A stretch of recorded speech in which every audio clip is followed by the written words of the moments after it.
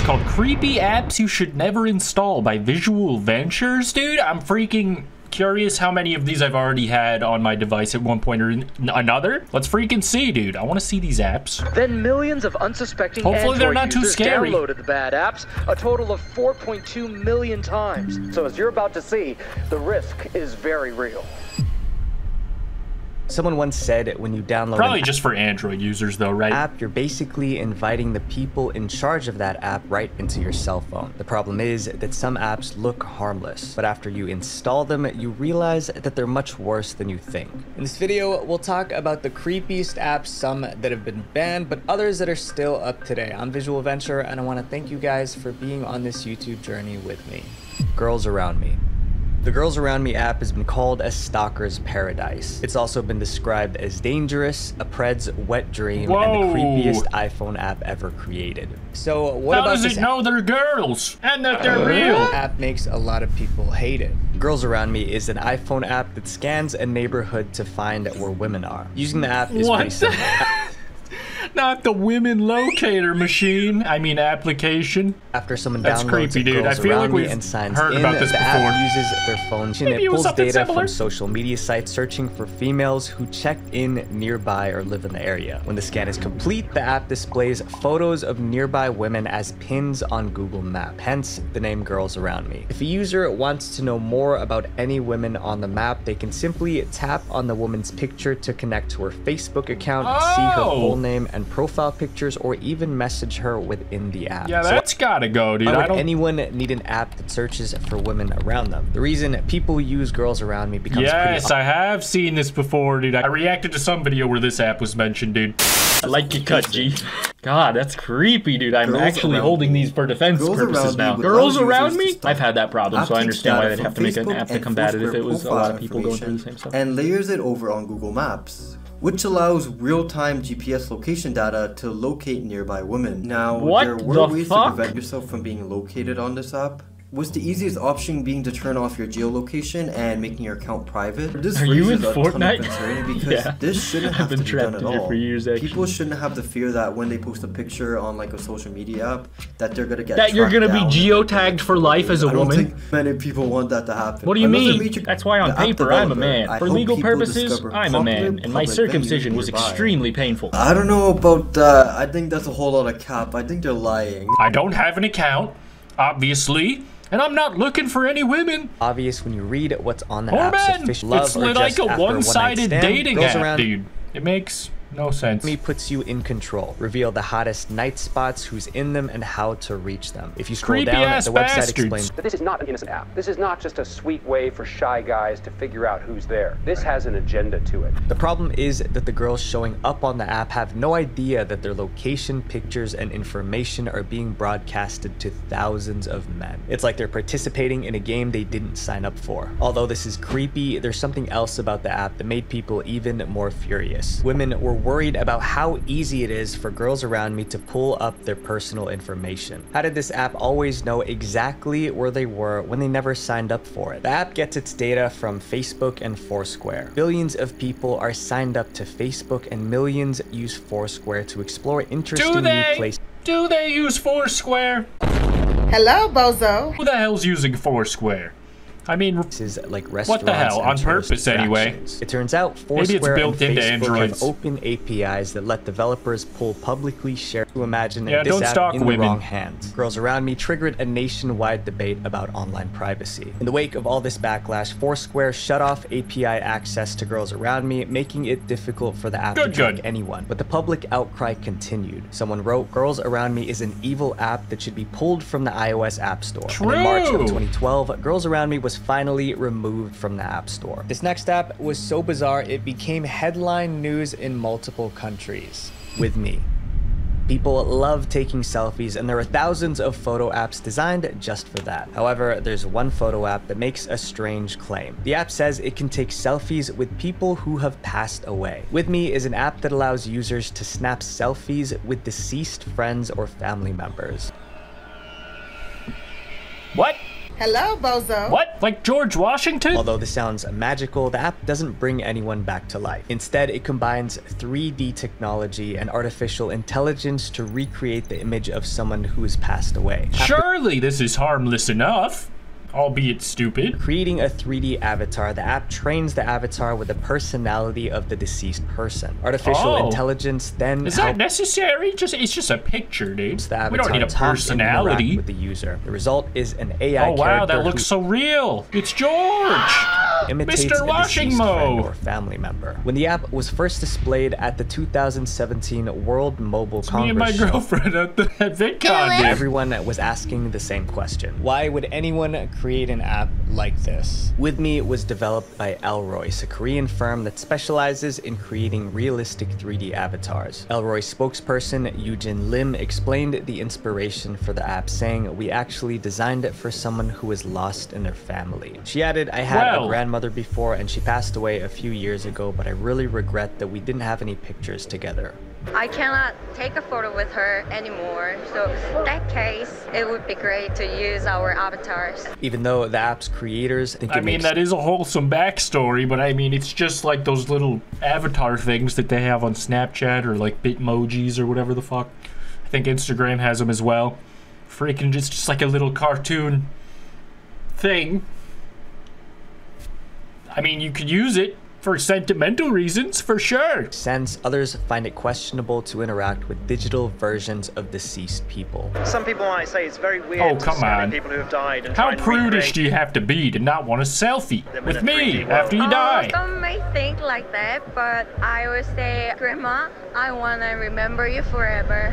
However, the creepiest aspect of the app is chatting with the avatar. Using basic AI, the avatar will recognize you as well as your emotions and appearance and will respond to that in various ways. Okay. In other words, the avatar can hear your voice, respond to your gestures, recognize your facial expressions, and even pose for and even give you a little kissy. We saw that. For instance, the avatar could say something like, "You look younger today. What's your secret?" If that isn't creepy enough, the avatar has a robotic voice because the app can't clone the voice of the actual person. This creates a weird experience when people talk to AI versions of deceased family members who now have emotionless robotic voices. Jesus. I love you. Now Gucci, Louis, 3 logo, these niggas got them. Yes! Yes! So how do they create a 3D avatar of a deceased person? You need to do it while the person is still alive. The person has to visit a special booth where their bodies are scanned. Why do we need this? This is not an app that we need. Then transforms the scans into an animated 3D avatar which is saved on a server and when requested can interact with the user. You can also upload specific commands or information into the app. Avatars in the app remember your details and notice if anything changes over time. One article described it as uploading friends and relatives so they can live forever inside your smartphone. Although Elroyce insisted that the app was designed to cure a wounded heart, talking to AI clones of deceased people is disturbing on so many levels. It's like bringing the dead back to life, and that's not normal in any way. The app in our next chapter was also... Dude, just use freaking Grok 2 on Twitter or whatever it's called, or Snapchat, or you will be talking to AI. You just won't necessarily know it. It won't be so bad, right? I don't know why they did it specifically for dead people. That literally makes no sense, dude. How could that be dangerous? A bold promise on its website. Are you saying the present moment is the thing we should fear the most? It says that it's an iPhone app that makes your everyday life more thrilling and unpredictable. I can't handle that, dude. That sounds nice, but when you discover how Situationist works, you'll realize that what they call thrilling is actually dangerous. Situationist is an iPhone app that sends users on random adventures. To begin, users upload a photo of themselves like and pick the situations they want to happen to them from a short list. Dude, this is freaking like that movie, Nerve. I hated this fucking movie, dude. Well, Machine Gun Kelly's in it. That makes sense. It's like a challenge movie. It's kind of epic, but also, no, it isn't. Quests could range from Casey a Neistat friendly makes hug an me appearance for 5 seconds to something personal like tell me I'm beautiful. However, selecting these tasks is only the beginning. When two people with the Situationist app are close to each other, the app alerts them to each other's proximity and gets these strangers to interact with each other in real life. In other words, the app shows you which actions to take based on the requests of the person nearby. I love being told what to do. Process like this: register and pick situations from our list, like ask for my autograph. Any This is literally... Okay, hold on. This movie's literal dog shit, so I feel even bad bringing it up, dude. But unfortunately, it is exactly like this. Finishing Sydney's Dare, is that it? I can't tell if this is the right movie because it looks exactly like the movie Truth or Dare that I reacted to in the past. It's similar. Told me about how insecure I am. Dude, the phone looks the same. You've told everyone that tonight, so please be. Alright, come on, sit here. Bitch. The only because you're like. She's doing it. Whatever it is. Probably something scary, like Final Destination. She's walking on a lateral haphazard like in an Adidas crossover sponsorship. I'm sure you'll make it out of that, unfabulous girl. She did. But doesn't the UI look the same? Nearby participant will then be sent your photo and location with one of your chosen situations. They must then find you, carry it out, walk Please don't away, make me walk over a ladder. It's not lucky and scary. Keeps things exciting by not revealing everyone who has the app in the area. This way, users are surprised when strangers walk up to them to perform the tasks they requested. For example, if someone selected High Five Me, they would be walking down the street when a total stranger shows up, gives them a high five, and walks away. This app is perfect for thrill seekers. Users of Situationist walk around knowing a situation can occur anywhere and at any time. However, the problems get a little too dystopian for me. I don't know, boys.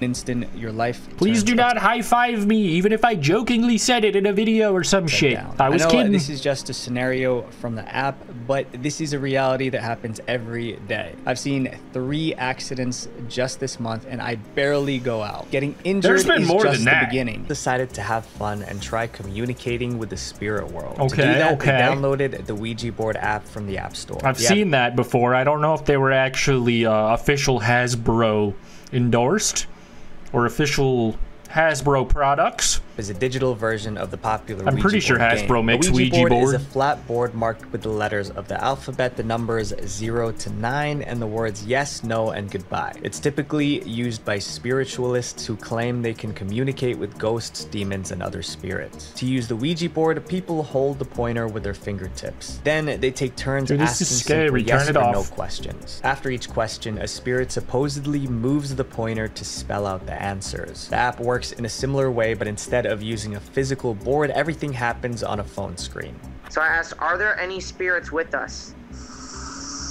Yeah, it's pretty crazy how the app moves the made-up thing inside the app all by itself. Oh, it said yes. Pretty fucking scary. The story goes, the woman was extremely strong and it was difficult to control her. Patricia was admitted to a psych ward while doctors investigated. That could have been the whole time, dude. She didn't know her true strength. Dude, this is too scary. I'm not playing Ouija board. Remembers what you like, what you talk about, and how you feel about different things. For instance, if you tell Replica that you love playing soccer, it'll ask you about soccer the next time you chat. If you say you're feeling sad, Replica might try to cheer you up. Up Alexander's story. Headlines about the man who was in love with AI rocked the world. But all this attention came with a lot of negativity. Alexander lost a lot of friends because of his AI girlfriend. He said almost you would have lost me too. All my friends have stopped speaking or seeking to socialize with me. I suppose are you sure that happened after the AI girlfriend, or did one thing lead to another? Just asking questions. Another claimed hers started acting violently. This was a huge problem. Following complaints that replica avatars were allegedly harassing some users, romantic roleplay mode was finally disabled in February 2020. Well, then what's the fucking point? Replica users all over the world were devastated. Whenever users tried to talk intimately with it, the AI changed the subject or evaded flirtatious questions. God dang it! What will they ruin next, dude? Freaking you can't even flirt with a grokbot no more. Life was hell.